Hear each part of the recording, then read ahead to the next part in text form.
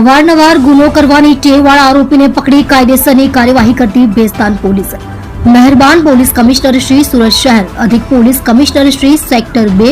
નાયબ police commissioner Shri zone 6 તથા મદદનીશ police commissioner Shri I division નાઓએ તાજેતરમાં જ ભેસ્તાન પોલીસ સ્ટેશનમાં નોંધાયેલ શરીર સંબંધી વણશોધાયેલ ગુનાઓ શોધી કાઢવા માટે મદદનીશ police commissioner Shri I division તથા police inspector Shri KP Gamit તેઓના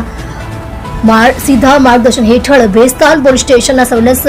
સ્ટાફના police sub inspector Shri SG. Chauhan નાઓને સૂચના આપી કે સદર ગુનાના કામના આરોપી નાઓએ પેટ્રોલ પંપ પર કામ કરતા ફરિયાદી સાથે